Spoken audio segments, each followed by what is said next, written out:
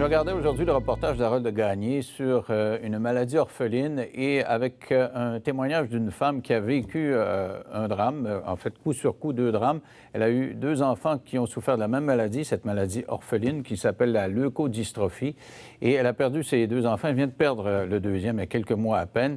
Et pourtant, elle a tiré des leçons de vie assez exceptionnelles de tout ça. Elle veut sensibiliser, bien sûr, la population à l'importance de mener des recherches en ce qui concerne la maladie orpheline. Avec moi, Mme Karine Dupuis. Bonsoir, Mme Dupuis. Bonsoir. Alors, qu'est-ce que c'est que cette maladie-là, là? Avant qu'on parle de ce que vous avez vécu? C'est quoi la leukodystrophie? Alors, c'est quoi? C'est une maladie neurologique dégénérative qui atteint la matière blanche du cerveau.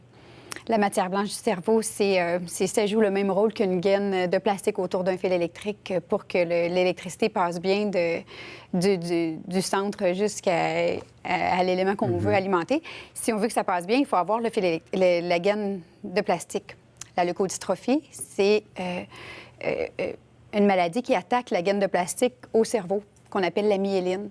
Puis quand la myéline est attaquée, eh bien, ça a des conséquences extrêmement graves, dont l'hypotonie, un manque de tonus. Ça provoque aussi beaucoup d'épilepsie. Ah, ouais. Ça provoque de l'ostéopénie aussi très grave, c'est de l'ostéoporose. Donc, les os qui vieillissent prématurément, c'est ça? Exactement. Ça a commencé à quel âge? Vous avez 2 enfants, donc c'est génétique, ça? Oui, en fait, mais on n'a pas trouvé encore la raison. Ah, OK. Donc, c'est certain qu'on en a eu 2, donc on croit vraiment que c'est génétique. On fait des recherches sur ça. Et donc, ça a commencé à quel âge? Parlons du premier, parce que vous avez une fondation à son nom, là, Elliott. Alors, racontez-moi comment ça a commencé la première fois. Et quand Elliott en fait, pendant toute la grossesse, tout a bien été. Puis c'est à la naissance qu'on a remarqué une grande hypotonie chez Elliott, un manque de tonus qui faisait qu'il tenait pas sa tête. On le sait tout de suite à la naissance, donc. Dans le cas d'Elliott, oui. Dans le cas de Samy, ça a été un petit peu plus tard. Dans le cas d'Elliott, oui. Il y a plusieurs formes de leukodystrophie. Il y en a que ça peut commencer à se dégénérer vers l'âge de 2-3 ans. Il y en a d'autres, ça commence plutôt à la naissance. Samy, mon deuxième petit garçon, ça a commencé plus vers l'âge de 4 mois. Et il y a eu des acquis jusqu'à 4 mois, puis à partir de 4 mois, ça s'est dégénéré. Tandis qu'Elliott, on a vu tout de suite une hypotonie au départ, beaucoup de crises d'épilepsie au départ.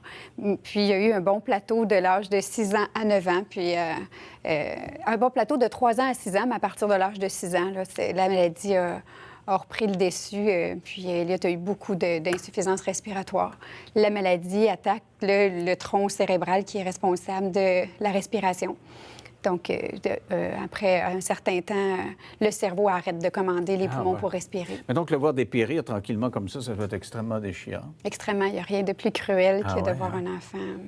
Et à partir de quel moment on se dit, on accepte cette maladie-là? Est-ce que vous avez combattu tout le temps ou si vous avez composé avec elle à un certain moment? J'ai lu beaucoup, puis j'ose croire que l'esprit de mes enfants, leurs âmes, a choisi leur petit corps pour venir faire une mission sur la Terre qui était de tous nous rassembler puis de faire ressortir le meilleur des gens. Puis c'est ce qu'ils ont fait en nous laissant une leçon de courage puis une leçon de vie extraordinaire. Puis Jérôme, mon mari et moi, on a été les privilégiés d'avoir été choisis par le ciel pour être les parents de ces enfants-là. Puis on a cru qu'on était les messagers de leur message. Puis on veut continuer à poursuivre leur mission pour rassembler les gens puis prendre soin des enfants qui sont ici. Puis... Donc, au lieu de dire « je me recroqueville, je fais de l'apitoiement », vous avez dit « bon, je m'ouvre, puis je l'accompagne, je sais comment ça va finir, mais je l'accompagne là-dedans ». On a transformé notre peine en force pour aider les gens. Puis ça a donné un sens à notre vie. Ça a tracé complètement notre mission de vie. Les enfants ont tracé notre mission de vie. On a compris pourquoi on était ici. Elliott, il est décédé à quel âge? À 9 ans. À 9 ans. Et votre autre fils est né à... Ils avaient combien d'âge? Ils ont resté 1 an ensemble. Donc, quand Samy est venu au monde, Elliott avait 8 ans. Puis Elliott est décédé quand Samy avait 1 an. Ah ouais. Oui. On les a eus 1 an ensemble. Vous m'avez dit, dans le cas de Samy, ça a pris 4 mois avant qu'on sache qu'il ait la maladie. Ça devait être éminemment décevant parce que les 4 premiers mois, vous avez dû vous dire « Ah, bon, on est sauvé, on en sauve un. » Et de l'apprendre 4 mois après, ça devait être moyen coup. Oui, c'était vraiment un coup difficile. Je me rappelle quand on a reçu le diagnostic, j'étais avec ma mère chez le médecin, puis à ce moment-là, on était à Sherbrooke quand on a reçu le diagnostic de Samy, puis Elliot était très, très souffrant à ce moment-là, parce que la maladie est très, très souffrante. Ça prend beaucoup de médicaments pour enlever la souffrance, puis on était vraiment peinés de ça. Puis quand on a reçu le diagnostic de Samy, on a dû faire le voyage de Sherbrooke à Victo, puis rendu à Victoriaville, j'ai appelé mon mari pour lui dire que le diagnostic était tombé, puis que Samy avait malheureusement la même maladie qu'Elliot. Puis mon mari m'a dit on a été capable pour Elliot, on va être capable pour Samy. Puis c'était un travail d'équipe. On s'est retroussé les manches, puis on les a aimés de tout notre cœur. Puis les enfants étaient aimés de toute notre communauté. Les enfants Elliot et Samy ont fait ressortir le meilleur des gens de Victo. Puis, Ah oui, puis les gens vous aidaient. Mais est-ce que vous n'avez pas eu une colère pendant un petit bout de temps? Ça aurait été normal de dire « Hey, pourquoi nous autres? Pourquoi deux? Je vous dirais que quand le soleil se levait le matin, je trouvais ça difficile de passer une journée puis de voir les enfants comme ça, parce qu'Elliot était vraiment en phase terminale à la fin. Quand j'ai su pour Samy, Elliot était en phase terminale, mais c'est le support et l'amour des gens qui avait pour nous, puis pour les enfants qui nous a vraiment aidés pour retrouver l'énergie puis la flamme de s'occuper des deux. Puis on avait une fondation aussi à prendre soin, la Fondation Les Amis d'Elliot, qui avait été créée à la naissance d'Elliot, parce qu'Elliot avait bouleversé les gens nos amis, puis les gens de la communauté. Et on a décidé de donner un sens à notre vie, un sens au court passage d'Elliot et Samy, puis de travailler ensemble pour poursuivre ça. Elliot et Samy nous ont donné ce qu'il y avait de plus beau, en même temps ce qu'il y avait de plus cruel. Puis ici, on a beaucoup, beaucoup de peine aujourd'hui, mais si c'était le prix à payer pour les 14 ans de bonheur qu'ils nous ont donné, bien, ça valait vraiment la peine. Mais c'est un prix quand même lourd à payer, parce que j'imagine que vous dites, il était en phase terminale, Elliot en phase terminale, et Samy est là. Et vous avez deux enfants qui souffrent. On a un petit enfant qui se fait un bobo, puis on est mal pour lui, puis on va à l'urgence ou quoi que ce soit. Et là, vous me dites que la maladie est d'une façon inhérente souffrante. C'est ça qui doit être le plus dur, non? Oui, c'est très souffrant. Être handicapé, c'est un. Parce que les enfants, c'est sûr qu'ils avaient des handicaps, ils ne marchaient pas, ils ne parlaient pas, ils mangeaient toutes les deux par une petite gastrostomie sur leur ventre, il fallait les gaver. Mais ça, c'était le que tel à comparer à la souffrance quand on voit son enfant souffrir. On avait une équipe du Children's Hospital qui nous ont vraiment aidés, une équipe des soins palliatifs qui nous ont aidés à leur donner des médicaments pour qu'ils ne souffrent pas. En fait, on avait un plan pour qu'ils ne souffrent pas. Elliot a souffert un petit peu plus parce qu'il ne tolérait pas bien la morphine. Fallait l'endormir pour... les médicaments qu'on lui donnait, l'endormait pour près de 36 heures quand on lui donnait. Donc, on attendait longtemps avant de lui donner parce qu'on voulait le garder réveillé. Samy, par contre, il tolérait bien la morphine et le Valium. Donc, à partir de l'âge de 1 an, il a commencé à avoir des petites doses de morphine Valium. Il y a eu des moments plus difficiles où il avait besoin de plus de doses pour passer à travers les crises. Quelques petits plateaux, mais malheureusement, la maladie a pris le dessus. Puis cette maladie-là emporte tous les enfants qui sont atteints. Et vous le savez, c'est un diagnostic implacable. Il est décédé il y a 2 mois seulement, le 10 Samy. octobre. Là, vous me semblez relativement sereine, mais est-ce qu'il y a eu un ressac? Est-ce que vous redoutez un ressac? Est-ce que vous consultez ou des gens pour vous aider? Parce qu'il me semble que c'est tellement difficile comme réalité. J'ai besoin d'être aimée, j'ai besoin des gens qui m'entourent, j'ai besoin de mon mari, bien sûr, en premier, parce que c'est avec lui que j'ai tout vécu ça. Ma famille, mes amis, je suis vraiment aimée, puis je sais que mes enfants ont été aimés, puis ils m'ont laissé le message de continuer, puis de poursuivre leur mission. Je me donne ça comme mission de vie pour le restant de mes jours. Ça me nourrit de faire ça aussi. Ça donne un sens au court passage, comme je disais tantôt. Donc, c'est sûr que l'émission me stressait un petit peu. Fait que je suis un petit peu nerveuse, mais... Ça va super très bien. Rassurez-vous, ça va très bien. Mais il y a plusieurs périodes dans la journée où la gorge, puis... Ça remonte aujourd'hui, c'est ça, parce que vous devez revivre, hein, vous témoignez de ce que vous avez vécu et vous le revivez un petit peu. Qu'est-ce qui a été le plus dur? Parce que vous me dites, on a mis l'emphase sur OK, on est là pour poursuivre leur vie, leur mission de vie, mais qu'est-ce qui est le plus dur pour vous dans la vie là, de tous les jours? Qu'est-ce qui a été le plus dur? Les images me reviennent souvent, c'est certain, de leur moment de souffrance. C'est un privilège de les avoir accompagnés à leur décès, mais c'est quand même paralysant, c'est quand même traumatisant d'accompagner un enfant parce que ça s'est pas fait en une minute, on les a accompagnés au décès.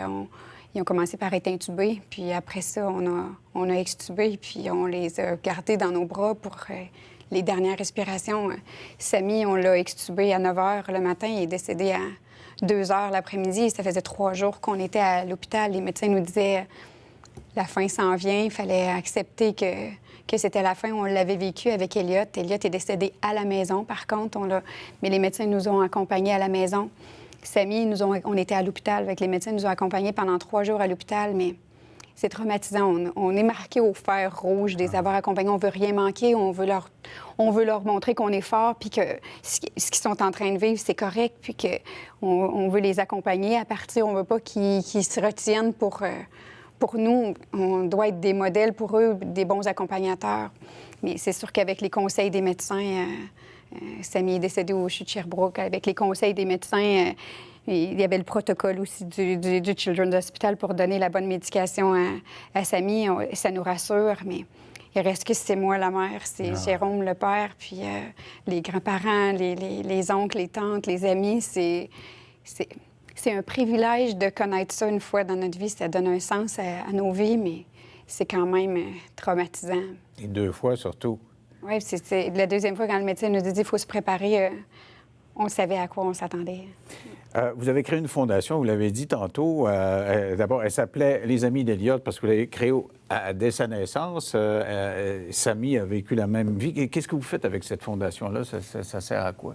Quand Elliot est venu au monde, il a bouleversé tout le monde. On avait des amis autour de nous qui n'avaient jamais vécu, n'avaient jamais connu d'enfants malades. Puis la région des Bois-Francs, c'est une région où les gens sont sensibles au bien-être des gens. Ils ont vraiment le souci du bien-être des gens.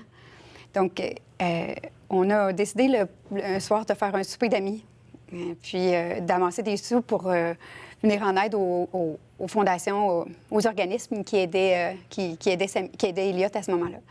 Puis on pensait amasser entre 5 et 10 000 le premier soir, mais finalement, notre premier souper d'amis, sans reçu de don de charité, nous a permis d'amasser 25 000 $. Wow! Dans une petite région de 45 000 habitants, on était fiers de ça. On avait un notaire sur notre équipe qui nous a dit on devrait s'enregistrer comme fondation. On avait un ami aussi qui dit on fonce, puis on se met ensemble, on se rassemble, puis on crée une fondation. Puis petit à petit, l'année d'après, on a fait un autre souper de chum. Puis ça nous a permis d'amasser 75 000, 100 000, 200 000. Il y a une année qu'on est allé chercher 800 000 la 10e année de la Fondation. Et là, vous aidez à la recherche, parce que je l'ai dit tantôt, c'est une maladie orpheline, il n'y a pas grand monde qui fait de recherche autrement que des équipes très spécialisées. Là. La Fondation, au départ, a été créée pour supporter les organismes qui venaient en aide aux enfants malades de notre région, la région Bois-Franc-Érable. Plus tard, on a créé des sous-comités pour aider les familles directement en répit. On répond entre 24 et 48 heures à une famille qui a besoin de répit. Ça coûte environ 300 $ pour un 24 heures à envoyer un enfant dans un centre de répit. Puis les familles ne sont pas capables de se payer ça. Donc, nous, on a un protocole avec le CLSC de notre région pour recevoir les priorités de la région. Puis en 24 heures, on répond pour répondre aux besoins de la famille. On a aussi un autre sous-comité qui s'occupe des adaptations à domicile. C'est un petit peu plus que 48 heures parce que le projet est quand même un petit peu plus long. On a ça aussi, on fait de l'aide directement dans les familles. On a aidé une partie à la recherche. Ce qui fait que je suis ici puis je suis avec Geneviève, c'est que Geneviève a aidé, Dr Bernard, qui a aidé Samy puis Elliot dans leur vie. Et je l'accompagne parce que pour moi, c'est important. Il y a encore un enfant sur 7 000 qui sont atteints de cette maladie-là. Puis je crois, tout comme en cancérologie, en plusieurs années, on a passé du ratio de sauver un enfant sur 5. On est maintenant rendu qu'on sauve plus de 4 enfants sur 5 qui sont atteints de cancer.